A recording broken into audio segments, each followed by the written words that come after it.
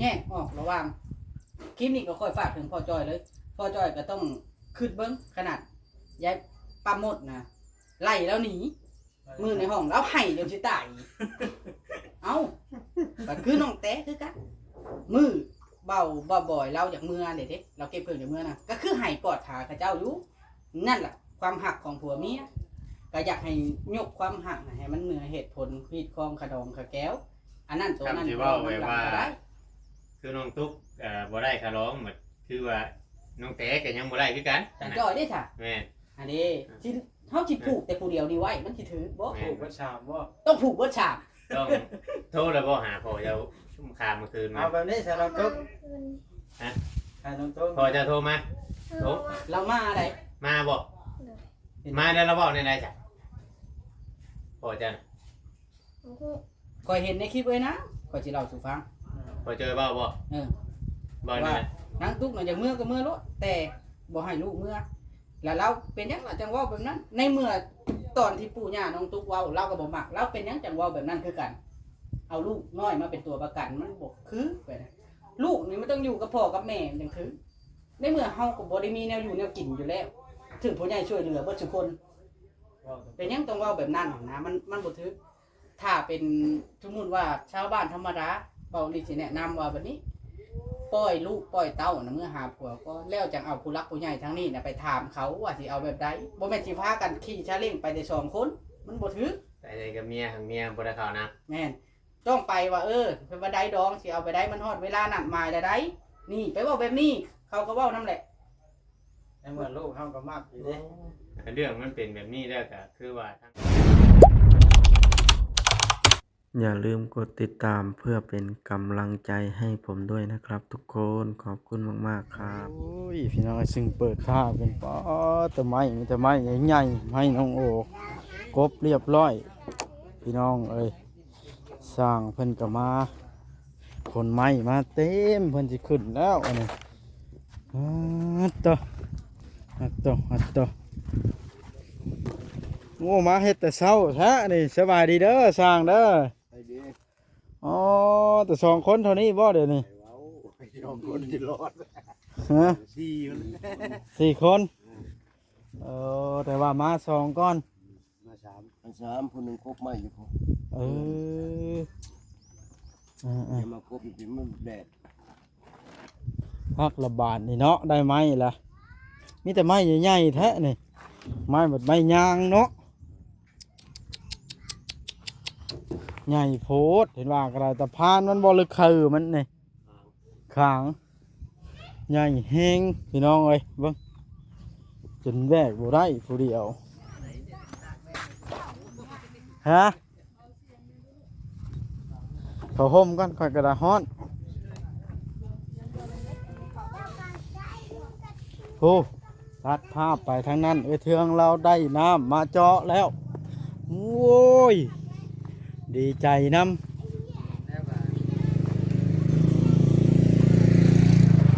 ทักทายสบายดีเบาลีได้ไหมแล้วอ้างแต่ค่อยบ่เอายืมกันได้ยืมกันสิบ่ค่อยๆสิเบ็ดเนาะบ่ยืมบ่ได้เบ็ดได้น่ะมันมีแนวฉากได้น่ะดีใจน้ำเบาลีค่อยก็อยากได้เด้งามเลยเนาะงามแล้วมันเป็นกองสมราคาเนี่ยอะไรนะ5,000 นี่แหละถ้าสบายดีเทืองก็ได้เอ้าไปซื้อข้าวปุ้นอันนี้ไปเทืองว่าผังหอมพร้อมหอมตรงมากเบาคนซื้อน้ำซื้อไปเฮ็ดยังผังหอมลายฮะนี่ใส่ลาบงัวไผสิลาบงัวติดเทืองแล้วชื่องัวลาบชูบอกว่ากินว่าดอกลาบเป็นได้ลาบเองจะชื่อเป็นชุดบ่เลยว้าวซื้อไว้ละเลยเพิ่นมาเลาะขายป่ะบ่แล้วไปซื้อเอาอยู่ห้างเลยโอ้ยดีใจสิได้ช่างแล้วซื้อเขาลาบงัวสู้อันค่อยกินมันเป็นอะไรคือว่าแนวนั้นอันนี้เจ้าคือเฮ็ดแนวนี้เทืองเฮ็ดแนวใดซื้อลาบงัวสู้ค่อยกินเฮ็ดบ่เป็นได้เลยเจ้าดีใจสิได้ช่างแล้วซื้อลาบงัวป่ะแต่ใจดีกว่าให้บ่าวโอลิหลายล้านเท่าฮะบ่าวโอลิคือบ่ชื่อนะสักงามก็ได้ เอาได้ ให้แดงชื่อผู้เดียวน้อยเราชื่อโลเดียวนะมา เลย มันก็ ชื่อปลานินอยู่ยันบ่พอกิน อ๋อคอยบ่ยากปานไหนปานนี้ยาละลาบชื่อช่างกินก่อนสิออกไปกินเพอเอาก็ได้ไอ้มันแก่น้ำมาไว้แล้วไอ้มันเอาสกายสบายดีไอ้มันได้ยังอ่ะนะเหล้าถือเหล้าไปน้ำหมดเลย น้ำเย็น เออ เราถือเหล้าไปน้ำข่อยยอมแล้ว อ้างเบาเวียงชัยก็ค่อย อ้างไหนน่ะอย่าอ้างนะโอ้เต็งแห้งน้ำตาอยากไหลนี่ พอแล้วเจ้าก็ซื้อเอาเงินเอาให้ละเจ้านี่ เอาให้ก็มันบ่พออืม ได้แต่ผู้เดียวแล้วเพิ่นอ้างหมู่เดี๋ยวเว้าถึงไหมมันขลำหมู่กูบ่ได้แล้วมันอุกเนาะเอ้ยเถียง ตนเด้ เรื่องนี้ตนว่า โดยตนเด้ โดนอยู่ตนแล้วแปลว่าเพิ่นอันนี้น่ะผู้ใหญ่ให้รางวัลค่าดูแลงานประจำ อย่าคอยบ่คุยนำแล้ว ตนเด้ตนบอกว่าได้ เอ้าโอ้ เอาเลยแล้วลงยังอ่ะเอาแล้ว เอาสบายดี แล้วมีผัวได้บ่ได้ บ่ว่าดอก นี่แล้วมีผัวแล้ว มีผัวแล้วบ่โอ้ย เอา เอา ไปเรื่องผัวนั้นเราบ่ได้พามา มีผัวไม่มีผล สบายดีน้องตุ๊กโอ้น้องตุ๊กไปเช้าห่มไปอาชิทามเลยพวกเพื่อนปลาแก้วพวก เป็นแก้วกูเนาะ ย่าง เป็นท่าคือกัน ย่างนะแม่ มาได้มั้ยเอามาได้มั้ย อันนี้นะสิเว้าน้ำบ่แล้วท้ายก็ถือเอาฮะบ่รถได้หนุ่มโอขี่ไปรถค่อย นุ่มโอไปใช้ จักแล้วขี่รถออกนอกพอยืมรถค่อยไปละค่อยระบบมีอันนั้นบาดไปแข่งแดนยังกันนะมันเข้าห้องขึ้นเทิงพวกน้องตุ๊ก กินเถิง สิสัมภาษณ์นี่คือว่าเห็นเป่าน้ำเป่าได้เอาเนาะเป่าเพียง แม่ คือพิลึกแท้สิแล้ว ตกใจเนาะ อย่าเว้านะน้องตุ๊ก พระเจ้าเราไปอยู่บ่นี่ ไปปลาแก้วนะป้าตัวเพิ่นเอานั้นเช็ดเท้าไม่กาดาว เฮ็ดก่อนเด้อตาขึ้นมัน เพื่อนสะอาดแห้งปลาแก้วนะจักเราเฮ็ดแบบใดไปเบิ่งแล้วก่อนเด้อ แล้วไปใช้ เห็นแต่ประตูไข่เบิ่งเลยอ้าวสบายดีป้า ได้เฮือนเย็นแห้งขึ้นเฮือนเนาะ ยิ้มได้เงินมีตู้แก้ว เย็นอะไรเงี้ยนั่นมันนี่มันฮ้อนหลาย มาบ่าวเวียงมาหามตู้ย้ายปลาแก้วกันนะจังน้อยหนึง ง่ายบ่ แม่ครัว ย้าย ง่ายบ่ ย้ายมาพี่ ทุกจับนะ เบิ่งเด้อ โอลิไปกับคนมาให้กินหากินมาแล้วดอก ง่ายไปทางไหนลูก ย้ายมาตั้งนี่เด้ ง่ายคุณบ่ ขึ้นให้ เอาตัวไหนตัวไหน นี่ ตัวง่ายอยู่บ่บ่มีเอานี่ลงกันตุ๊ หามได้พอแล้ว2คน ได้ครับ ครับบ่ได้นะเนาะ เอาดึงอันนี้อันนี้ก่อน1 อัดไว้อัดไว้แล้ว เด้ แล้วเอานี่ก่อนมันบ่เข้าหรอกเออ เราบ่จักบ่ที่บ่ปลาแก้วนะ น้ำแข็งโพด เอา น้ำ เลย โพแห้งมาแล้วจะใส่ที่ตู้นี่มาได้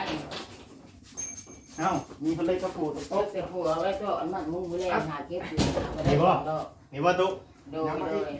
ใส่คุณนี่บ่ ไหนล่ะเพื่อตั้งมันตั้งนี่เลยเนาะ เจ้เพิ่นนี่แหละก็ โย มีความเพิ่นแล้วเนาะเนี่ยมัน อ้าวผลจังบ่พระเนาะ เลยเบื้องนี้มันหลัดมัน ครับประมาณ แก้คนถือแก้ พระอยู่แล้ว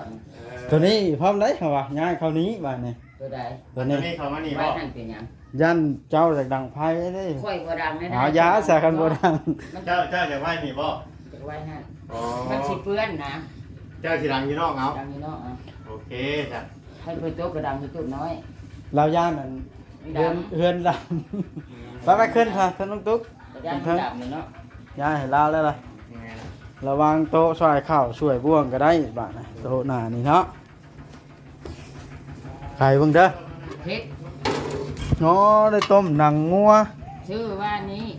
ใส่เฮ็ด หน่อไม้ไอ้เฮ็ดข้างหน้าเลยหน่อไม้กับท่านได้ต้มเลย ได้เฮือนงามแฮง เก็บผักเก็บมี วานนี่ไปใช้เบิดมือข่อยมาหาบ่เห็นเบิดมือจนค่ำ กันแนวฮ้อนเนาะ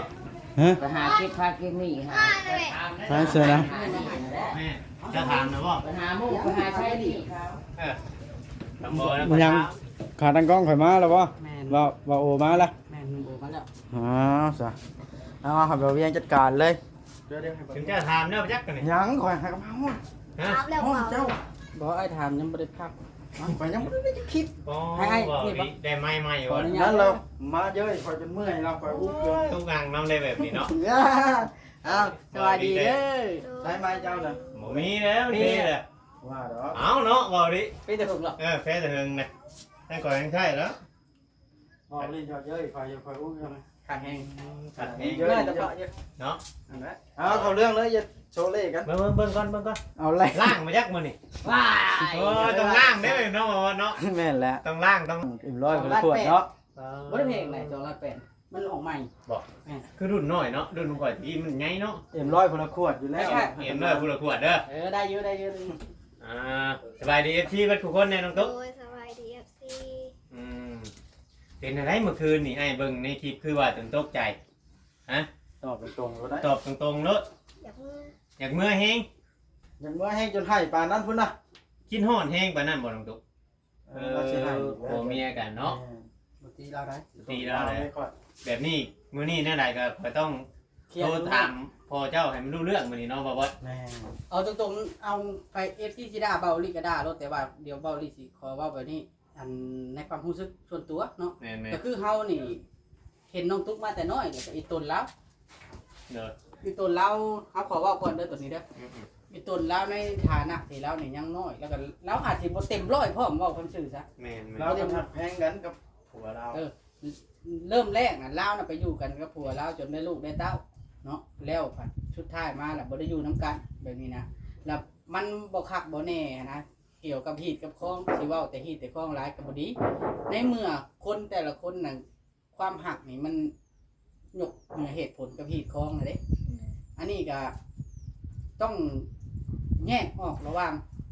คลิปนี้ก็ค่อยฝากถึงพ่อจ้อยเลยพ่อจ้อยก็ต้องคิดเบิ่งขนาดยายป้าหมดนะ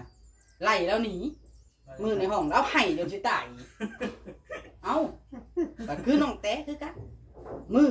เบาบ่อยเราอยากเมื่อเด็ดเราเก็บเพิ่งจากเมื่อนะก็คือไห้กอดขาข้าเจ้าอยู่นั่นแหละความหักของผัวเมียก็อยากให้ยกความหักน่ะให้มันเหนือเหตุผลพีดคองขะดองขะแก้วอันนั้นตัวนั้นได้ คือน้องตุ๊กบ่ได้คาร้องเหมือนคือว่าน้องแต๋ก็ยังบ่ได้คือกัน แต่จ้อยได้ค่ะ แม่น อันนี้ที่เขาจิผูกแต่ผู้เดียวนี่ไว้มันสิถือบ่ ผูกประชามว่า ต้องผูกเบิดฉาก ต้องโทรแล้วบ่หาพ่อเจ้าชุ่มคามเมื่อคืนมา เอาแบบนี้ใส่น้องตุ๊ก คืน ให้น้องตุ๊ก พ่อจะโทรมา เออ เรามาอะไร มาบ่มาแล้วเราบอกในไหนจ้ะพ่อจะน่ะ โอ้โห คอยเห็นในคลิปเลยนะคอยสิเล่าสู่ฟัง พ่อเจอเบ้าบ่ เออ บ่นี่นะ นางตุ๊กน่ะอย่างเมื่อก็เมื่อรถแต่บ่ให้ลูกเมื่อแล้วเราเป็นหยังล่ะจังเว้าแบบนั้น ในเมื่อตอนที่ปู่ย่าน้องตุ๊กเว้าเราก็บ่มักเราเป็นหยังจังเว้าแบบนั้นคือกัน เอาลูกน้อยมาเป็นตัวประกันมันบ่คือไปนะลูกนี่มันต้องอยู่กับพ่อกับแม่มันจังคือ ในเมื่อเฮาก็บ่ได้มีแนวอยู่แนวกินอยู่แล้วถึงผู้ใหญ่ช่วยเหลือเบิดทุกคน เป็นหยังต้องเว้าแบบนั้นนะมันบ่ถือถ้าเป็นสมมุติว่าชาวบ้านธรรมดาเบาลิสิแนะนำว่าแบบนี้